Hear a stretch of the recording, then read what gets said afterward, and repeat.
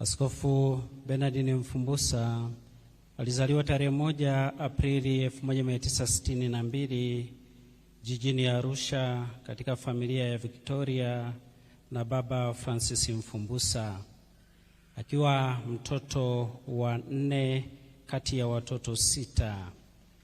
Mwaka 1969 akiwa na umri wa miaka 7, wazazi wake walihamia Kondoa, kwanza katika eneo linaloitwa Mpalangwi jirani na hapa, na baadaye katika kijiji cha Mwongoroma pembeni kidogo ya mji huu wa Kondoa, ambako alikulia na kujengewa misingi ya maisha ya kiroho, nidhamu na uwajibikaji.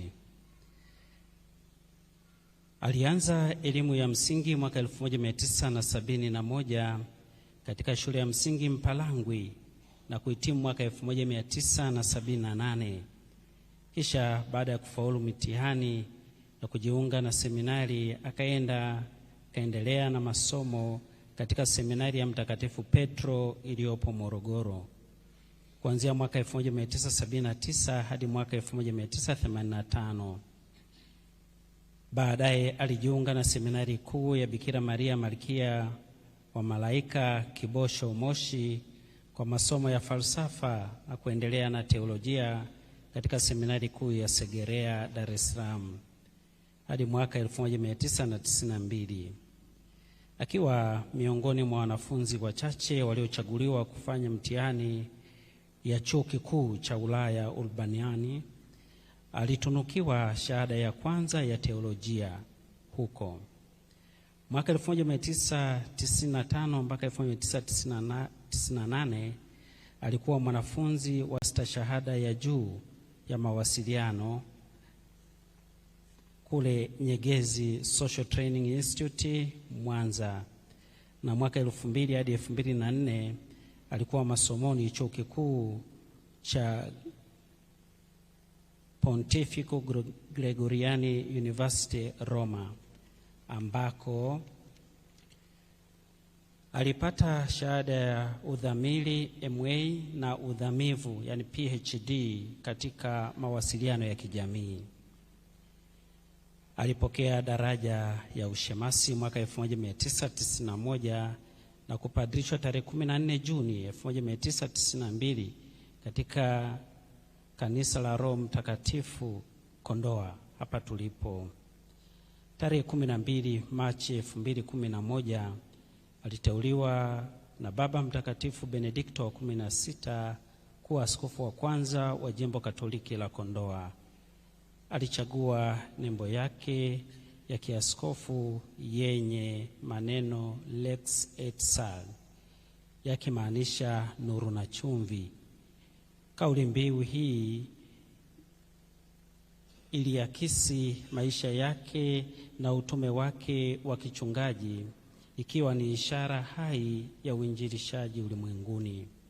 Tangu mwanzo wa utume wake alisimama kama nuru inayoangaza njia ya maisha ya kiroho, akihamasisha elimu, akikuza miradi ya kijimbo na kijamii iliyomzunguka kwa ujumla, akilenga kuwainua watu kiuchumi na kiroho.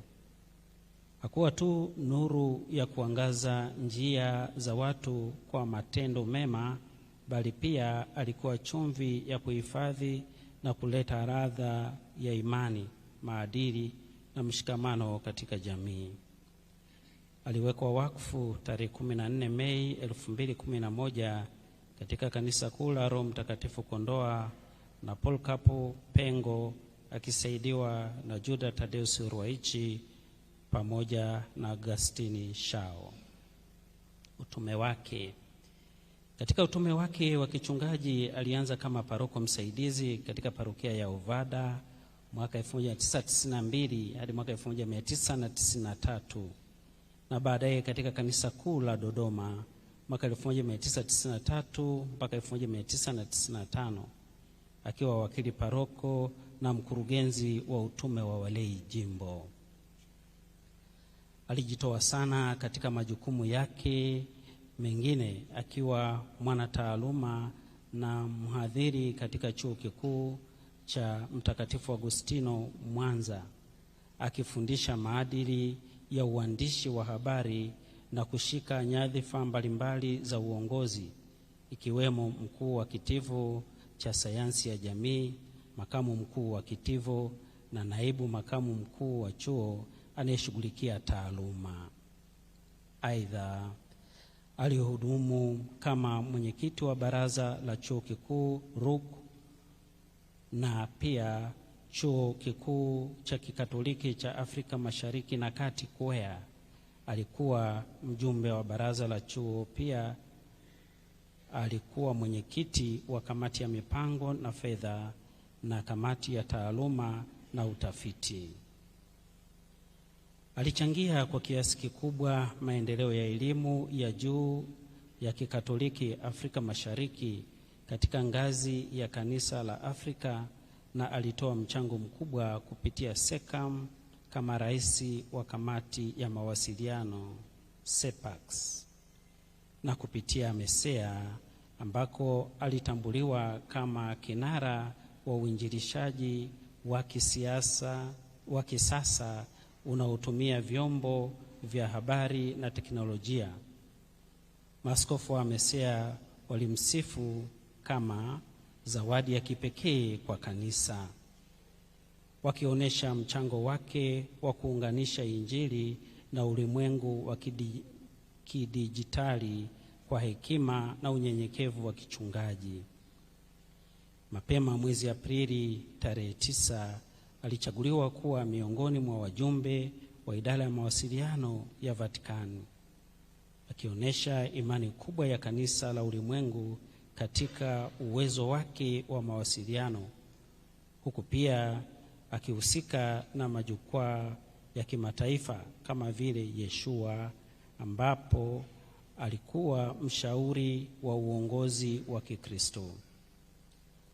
Akiwa askofu wa Kondoa, alijidhihirisha kama mchungaji, mwanataaluma, mwasisi wa maendeleo, akihimiza elimu bora kwa waseminari katika kufikia ngazi ya shahada na kuanzisha miradi ya kijamii ya kiuchumi, ikiwemo kilimo na kiwanda cha mvinyo wa zabibu kwa ajili ya kuinua maisha ya waamini na jamii kwa ujumla. Kwa ujumla, alibaki kuwa alama ya askofu anayeunganisha imani, elimu, mawasiliano na maendeleo ya watu. Askofu Bernardini Mfumbusa alikuwa mchungaji mwenye moyo wa kipekee uliojengwa juu ya upendo na huruma kwa watu wote. Aliishi wito wake wa kichungaji kwa kujitoa bila kujibakiza, akiwahudumia waamini na jamii kwa unyenyekevu na hekima. Ndani yake kulionekana wazi roho ya mtu anayeguswa na Injili, ambaye hakuchoka kuwatia moyo wengine kuishi maisha yenye maana, akiamini kwamba kila hatua ya maisha ina utakatifu wake. Aidha, Askofu Mfumbusa alikuwa ni mtu mwenye maono ya maendeleo na ubunifu. Alipenda sana kusoma vitabu na kuandika makala pamoja na vitabu, jambo lililodhihirisha kiu yake ya maarifa na mchango wake katika ulimwengu wa fikra. Alikuwa mpenda teknolojia aliyejitahidi kujifunza na kufundisha wengine kuhusu matumizi ya sayansi na ya kompyuta, hususani katika nyakati hizi za mageuzi ya kidijitali. Kwa upeo wake mpana, aliweza kuunganisha imani na akili mnemba, artificial intelligence, akitambua nafasi yake katika kuendeleza maisha na utume wa kanisa. Zaidi ya yote, maisha yake yaliongozwa na imani thabiti katika neno la Mungu.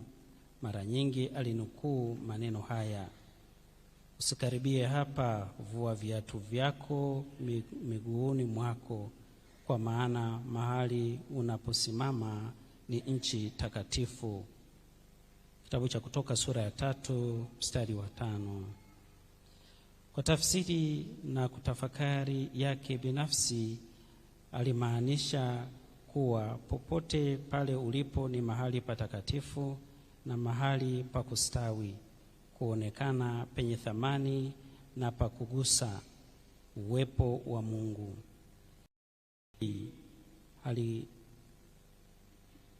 Alikubaliki kufanya watambue thamani yao, na kwa njia hiyo hiyo akaliishi fundisho hilo katika maisha yake mwenyewe. Hivyo Askofu Bernardini Francis Mfumbusa ataendelea kukumbukwa kama kiongozi wa kiroho, mwana taaluma na shahidi wa matumaini katika ulimwengu unaobadilika kila siku. Tunamshukuru Mungu kwa zawadi ya maisha ya Baba Askofu Bernardini Mfumbusa ambaye amelitumikia kanisa kwa miaka 33 kama padri na kwa upekee zaidi kama askofu wa jimbo la Kondoa kwa miaka 14. Tunawashukuru wote ambao wamechangia katika malezi yake na makuzi yake hata kufikia katika hatua hiyo ya uaskofu na kutupatia tunda zuri namna hii. Raha ya milele umpe, e Bwana. Apumzike kwa amani.